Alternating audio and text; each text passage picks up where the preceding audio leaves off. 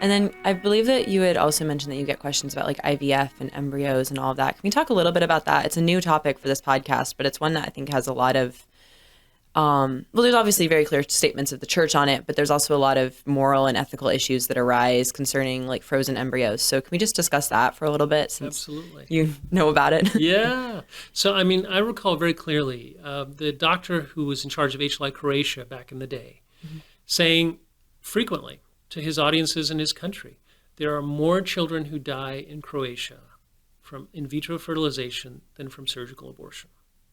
That there are more of these embryos that are discarded, from the IVF clinics that are killed because, the miscarriage process is so extensive when they try to implant the embryos, who are kept in cold storage and then tossed, later on, et cetera.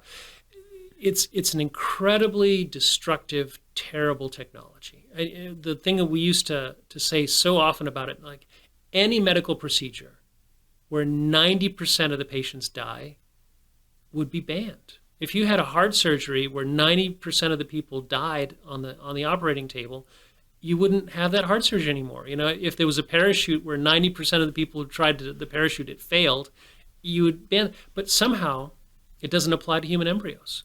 90% of those conceived in vitro are never born. They die or they're kept in cold storage until they die. And we just had just recently the news about these two twin girls who were born after 30 years in the freezer. It was a historical record because they didn't know how long they could preserve, in cold storage, these embryos. And this is the first time that 30-year-old embryos have been brought. But we have no idea how bad the consequences are for them in the future of having spent, in liquid nitrogen 30 years. And how much of is it going to shorten their lifespan? Is it going to create all kinds of other genetic anomalies with them? All these other problems, it's ridiculous. So the church has rightfully condemned in vitro fertilization. Unfortunately, many people don't realize it. They don't realize what the Catholic Church teaching is. And somehow they're thinking, well, it's to overcome infertility. Therefore, it's kind of pro-life. I even ran into this was in my HLI days when I was in West Africa, but there was a representative from Planned Parenthood who in that country abortion was illegal, saying, look, we don't provide abortions. In fact, we help with in vitro fertilization. We're pro-life. We're helping children to be born. And it was like, no. First of all, the whole process of in vitro fertilization kills many more children than it brings to life, but it's an incredible injustice to the infertile couples. It's dangerous. So just the hyperovulation drugs that the mother has to take to get all these different eggs to be harvested is dangerous. So some women die of the hyperovulation syndrome. But the whole process is dehumanizing. And then the idea of having a technician conceiving your children in a lab, in glass, and then deciding which ones will live, right? Which one of your children, your human embryos that have been conceived in glass, oh, I don't like that one, toss, oh, this one will keep, and then putting, which ones are going to be implanted, which ones are not going to be. It's just incredibly the commodification of the human person. So quality control applied to human beings before they're born, prenatal genetic diagnosis, all these different things. It's ridiculous, and it's sadly very, very common because my wife and I actually suffered from infertility. So we had 9 years before our first child, and it's a huge pain, and people get desperate, and they're hoping to have a child, and they're very vulnerable to the pressure to go and just use whatever means. And the IVF people are really good at selling their product. Like, oh yeah, we'll get you a child. They don't tell you what the cost is going to be. Well, they tell you what the cost is going to be financially, which is substantial, but then they don't tell you how many children are not going to make it, and how many are going to be left in cold storage, and what are you going to do with them? And sadly, there are millions of children today, human embryos, that are in liquid nitrogen and that have been orphaned essentially because they're not going to be. And so then, the idea is, oh, well, they'll be used for scientific research, or maybe they could be adopted. And all these different ideas are out there. But practically speaking, there's this enormous injustice that has been done and continues to be done to all these children all over the world. Yeah, that's a it's an incredible problem that I think I mean, like, as a Catholic, what do you do? Like, you can't have IVF, but at the same time, you have these frozen embryos, and what do you do about them? And I feel like people don't really realize enough that there is this great ethical dilemma that it's hard to know how to approach it as a pro-lifer sometimes, I think. Right. Well, and so the big question that has been, on the minds of many, many Catholics, right, is the idea of rescuing these embryos that are in cold storage and frozen, and the idea of a kind of a prenatal adoption, an embryo adoption. And is this licit or not? And, there are very strong pro-life reasons to say, look, there's been an injustice done here. These children have a right to life like the rest of us. Perhaps they could be adopted and brought to life and brought to birth. They're already alive. But the question then becomes, is this really licit? And so, interestingly, the church has started to address this issue. The document Dignitas Personae from the Congregation for the Doctrine of the Faith talked about it and said, look, it is not permissible as a means of overcoming infertility. You can't say, I'm suffering from infertility, I'm going to go adopt an embryo. Again, it's considered to be, the wrong path for overcoming infertility.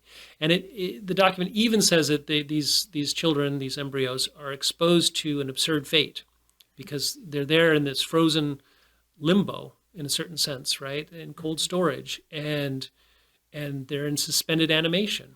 They're still alive, but they can't enjoy their life. They can't really function.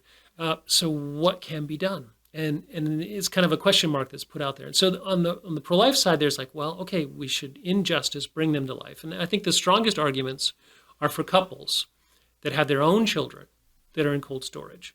And I think the necessity of parents to do everything they can to bring their children to life is a very strong, I would say, powerful, convincing argument that they should try to bring them out of cold storage if possible. On the other hand, the argument is very strong on the other side, saying, well, wait a second, does this have too close of a connection to the IVF immoral industry, right? You're paying them for these embryos. The whole process is not done for free. You're kind of supporting that in a certain sense, and you're kind of engaging in a sort of an act of surrogacy, which is condemned by the church to carry the child of someone else in an artificial process. And it seems like you'd be unintentionally like saying like what you're doing is good in some sense if you were to like buy into the industry that way. That like even if you don't agree with what they're doing by participating, it seems like you're kind of giving it a little bit of a like affirmation, even if it's completely unintentional. Yeah, I mean, there's a scandal aspect that you're actively cooperating with an industry that is doing something gravely immoral. And even participating in some of the normal, usual procedures that they do, which is implanting these embryos. And to me, the argument that I find most compelling, in a sense, is that, a married couple, the wife, as part of her marital vow, is that she's going to be open to life, but she's really only going to be pregnant from her husband. So you could adopt a child that's already born and bring that child into the family, but to become pregnant with someone else's child has a certain aspect of unfaithfulness to the marital vow, of how that couple's intimate life and pregnancy should come about. So to me, that argues against the embryo adoption, although I realize that the pro-life arguments are strong as well.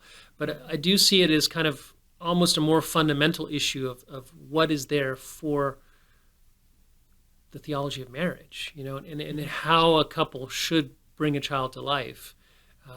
How does that work with embryo adoption? It seems problematic to me. And you said the church hasn't given a definitive statement on that, right? Right. So, one of the things that we've noticed in bioethics is that there are a ton of issues in which the church hasn't 100% pronounced, at which point the faithful are asked to use Catholic principles to form themselves, form their consciences, and to make the best decision they can. But science and technology are moving so fast today that what is available and what has been analyzed and decided upon by the magisterium of the church, there's a gap. There's definitely a gap.